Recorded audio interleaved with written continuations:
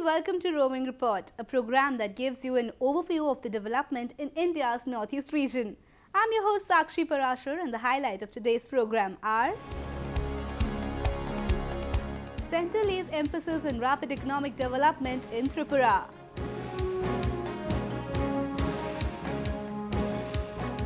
Naga Assamese civil society held talks to foster peace at border.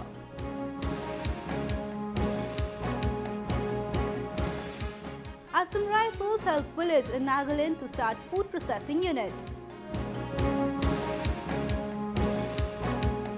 And tribal women in Tripura turn small entrepreneurs by cultivating tiger grass.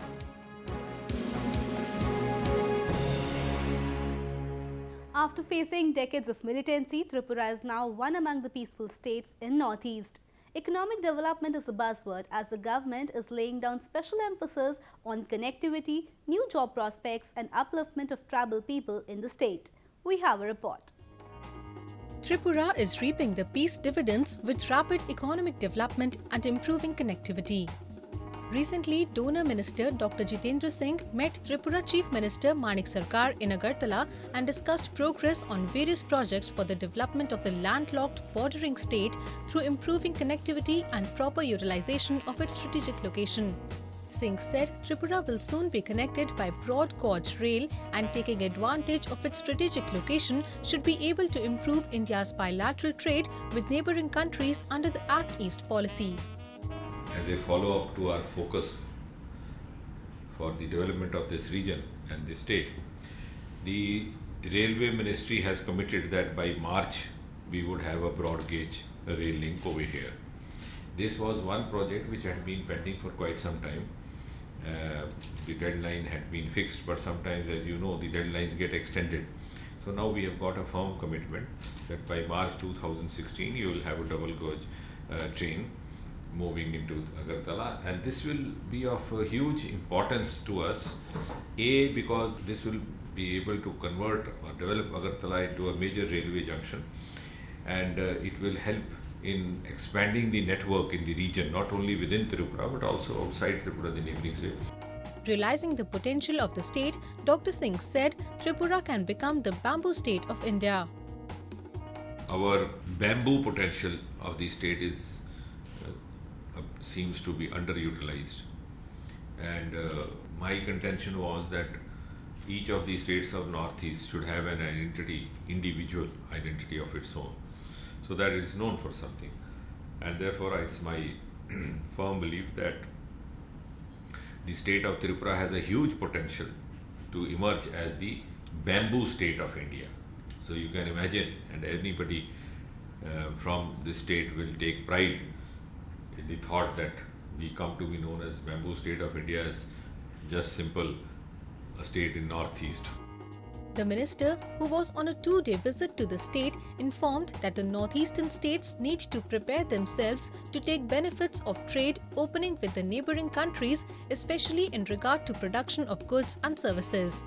The 8 northeastern states share 5,437 kilometers of India's international boundaries with China, Myanmar, Bhutan, Bangladesh and Nepal.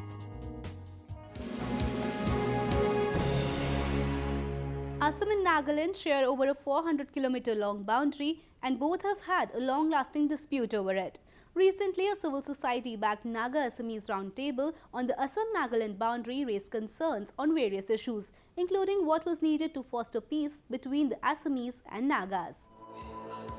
Civil society members from Assam and Nagaland recently held talks in Guwahati to bring an end to a fostering atmosphere of mistrust and suspicion.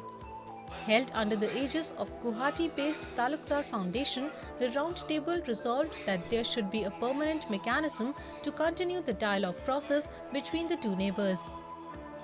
Members of both sides raised concerns over the growing population of suspected illegal migrants and criminal activity in the vicinity of disputed stretches of Assam-Nagaland boundary. This is just an attempt to bring both the sides face to face and slow down the bitterness. I am sure this meeting will not yield an immediate result, but we are looking for a very long horizon. I think this was a very free and frank discussion, and any dialogue is good, for coming to some sort of an understanding. So we, unfortunately, though we are very close neighbors, the Assamese and Nagas rarely have, such interactions. As I said, it's easier to meet outside than here. So I think it's a very good occasion, very positive. That's what I feel. And some of us were very open in whatever we said. Militant outfits are frequently involved in violence at the border to create instability and mistrust among the people. There have been regular violent incidents by the underground outfits. 2 big attacks in January 1979 and in June 1985 were carried out by Naga militants that killed nearly 100 people in Golaghat district of Assam. Small incidents of violence are being reported frequently. The members of the civil society are now showing commitment towards maintaining peace at the border. We are going to take a very strong message from the Assamese people back to Nagaland. I think it is important for both sides to understand each other. We understand the fears of the Assamese people, the kind of longings for peace, I think, on both sides of the border, and I think that's a message of peace, definitely, and the possibility of further dialogues in the future. That's the kind of message we're going to take back. Well, I think these insurgencies reflect the problems inside our societies. And they are there, they have come out because of the unsolved problems in our society, which are increasing because we are part of a world full of problems. And so we can't just blame the insurgencies, but the insurgency leaders will have to really think what will solve our problem instead of what will make our problems worse. The meeting in Guwahati also came up with the opinion that people from the 2 states should collaborate in areas of art, literature, culture, sports, trade and commerce and environment protection in their individual capacities to bring in harmony and fight the border issues. Both sides also agreed that there should be some institutionalized mechanism from civil societies for effective interventions whenever some unwarranted incidents occur in interstate border areas.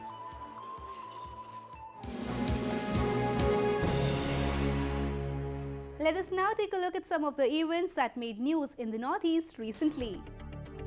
A group of 24 students from Manipur attending the National Integration Tour organized by the Assam Rifles called on the Minister of State for Home Affairs, Shri Kiran Rijiju in New Delhi. Rijiju complimented the organizers of the National Integration Tour for giving children from the remote region an opportunity to visit the national capital and other historic cities to discover the grandeur of India. The students are on a national integration tour being conducted by Assam Rifles to promote harmony and awareness. The tour is aimed at integrating the youth with the nation and promoting concept of unity in diversity. The birth anniversary of Pandit Ishwar Chand Vidyasagar, one of the pillars of Bengal Renaissance, was celebrated in Agartala. Vidyasagar was a well-known writer, intellectual and above all a follower of humanity. He brought a revolution in the education system of Bengal. Ishwar Chandra Vidyasagar initiated the concept of widow remarriage and raised concern for the abolition of child marriage and polygamy. The Sustainable Mountain Development Summit 4 was held at Itanagar under the aegis of Integrated Mountain Initiative. During the 3-day event, the core themes deliberated were disaster risk reduction, forest and mountain agriculture. Sustainable Mountain Development Summit 4 saw participation of all 12 mountain states of the country, as well as representatives from Nepal and Bhutan. A day-long seminar was organized for all-women FICCI organization in Guwahati, which was graced by Assam Governor P.B. Acharya.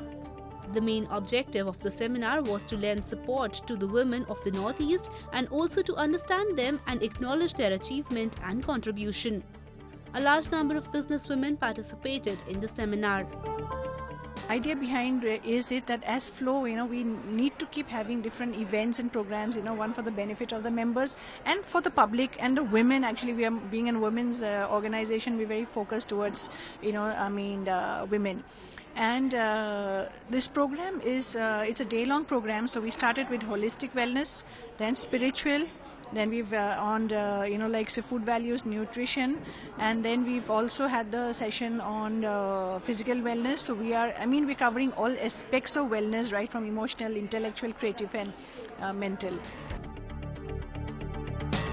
Around 30 youths from Medzifema village of Nagaland are presently undergoing a 6-week intensive training on how to drive and operate JCB, tipper truck and road roller at 37 Assam Rifle headquarters in Dimapur. These unemployed youths are trained under the Skill Development Program for Local Youths, a joint initiative of Tata Trust and Assam Rifles with an aim to empower and give employment opportunities to the rural youth. The agroclimatic conditions in Nagaland is favorable to grow a variety of fruits. This offers a great opportunity for setting up food processing industry in the state. Let's visit Medzifema village near Dimapur, where a small-scale food processing unit has been started. Nagaland produces a variety of fruits including pineapples, oranges and guava. And there is a tremendous scope for setting up fruit processing units. In 2014, Medzifema Village Cooperative Society and Assam Rifles jointly started a pineapple canning plant under the brand name Ananya. The main objective of setting up this venture is to provide employment to the educated unemployed youth in the region. The unit collects variety of fruits locally and produces canned fruit juice. At present, 12 people are employed in the unit who earn about Rs 5,000 per month.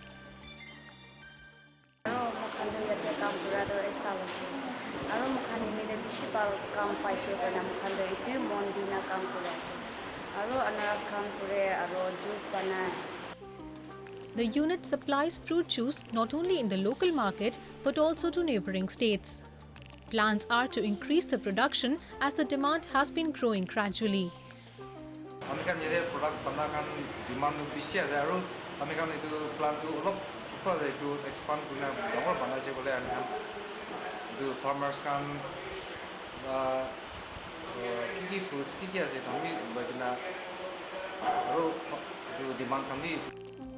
The potential to start such units is high in the northeast. It will help generate more jobs for the locals, especially the educated unemployed youth.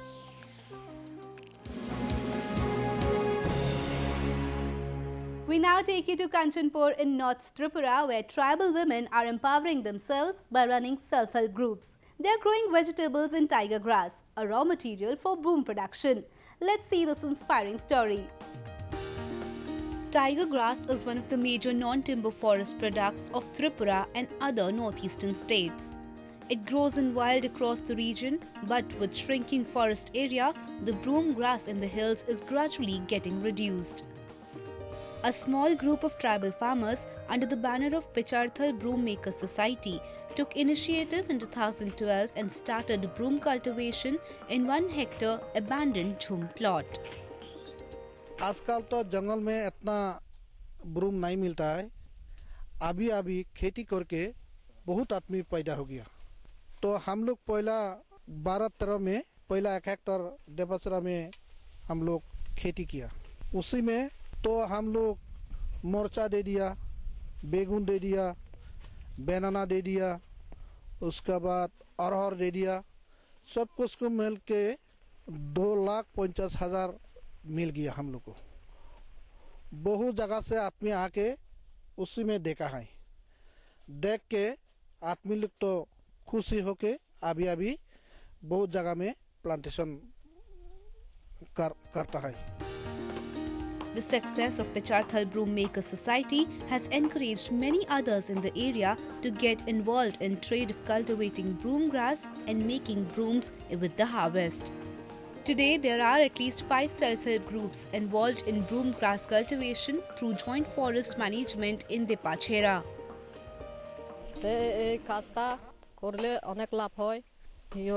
আশেপাশে মহিলাও আমরা 1 hectare বাগানে কাজ করে ফুল জারুর কাজ আর আমরা নিজের বাড়ির কাজ সারিয়া বিকালে হলে আমরা জারু 30টা বা 50টা এরকম বানিয়া এটারে জমায়া বিক্রি করি। 30 টাকা 40 টাকা করি এরকম আমরা অনেক লাভ সংসারের মধ্যে বেচা কেনারও সুবিধা ঘর চালাইতেও সুবিধা আর রুজি রোজগার করতে অনেক সুবিধা আছে একটা গ্রুপে আমরা কাম করি এখন 10 জন পয়লা জারু বানতাছি আর ফুল জারু বাগান করি এরকম আর কি এটা বিগাইবার লাগি করে এটা আগে পাইতো জঙ্গলের থেকে এখন তো নিজেরা করছি এখন নিজেরা কইরা এখন নিজের থেকে পাই বানায় The growth of self-help groups in tribal areas has come as boon for the local unemployed women. They are now able to earn a living and support their families.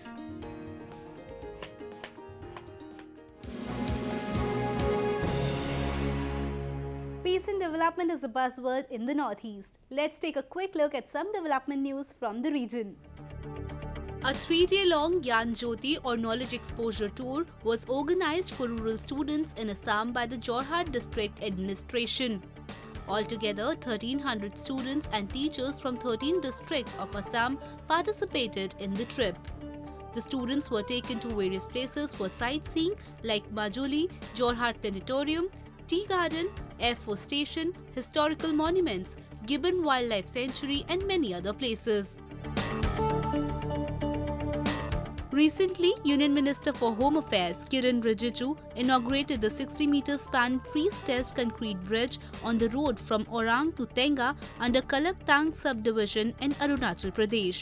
The bridge has been constructed at the cost of Rs 6.1 crore. Union Minister of State for Social Justice and Empowerment, Sudarshan Bhagat, inaugurated the birth anniversary celebration of freedom fighter Rani Gaidenliu in Senapati district of Manipur. Gaidenliu was a Naga spiritual and political leader who led a revolt against British rule in India. The 109th birth anniversary of Sachin Dev Barman, a Hindi music composer, was celebrated in Agartala. On the occasion, people paid floral tribute to the musician and also presented many songs.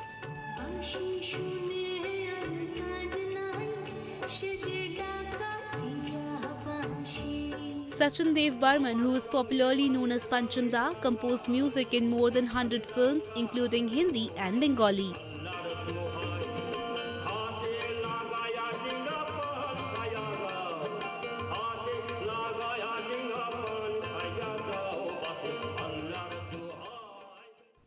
Over the years, Manipur has produced many talented players who have made the state and country proud. Today, we introduce you to shuttler Bidya Sagar, who ranks #1 in under-13 category. Let's meet the champ. Practicing hard to reach on the top of the world. 12-year-old Bidya Sagar Salam from Imphal West District in Manipur has made the family proud by winning under-13 National Badminton Championship in Hyderabad.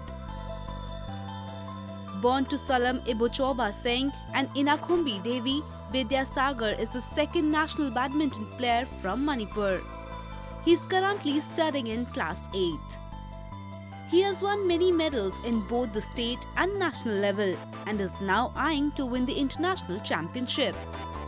The international level India world top level player Handak mana under 13 ki India ki #1 tarak pasi aikoina nahangi magi sanana ba nagi ojagi manakta thenba nagi saba thakpagi amagi honarakpa awaba mayamdu loina magi #1 tarak pasida aikoina wahi ba honajaki ba mayamdu adugi mahi phange haina admana ai khanjai. Badminton is a choice for many youngsters in Manipur who are pursuing a sports career. In a recently held 34th Inter-District and 60th State Badminton Championship 2015 in Imphal, many budding players showcased their talent. A total of 239 players took part in the 6-day-long championship in different categories, including singles, doubles and mixed doubles events. Yamna harawa yam nungai bam pui walgi oina sanage na khali wakanda. Players like Vidya Sagar have once proved that youth from Northeast are second to none. They are an inspiration for many who want a successful career in sports.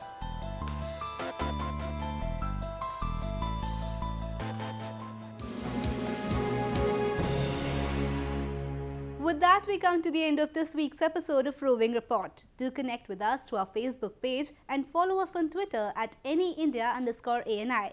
You can also subscribe to our YouTube channel to get latest news updates from the Northeast. I'm your host Sakshi signing off. Goodbye and take care.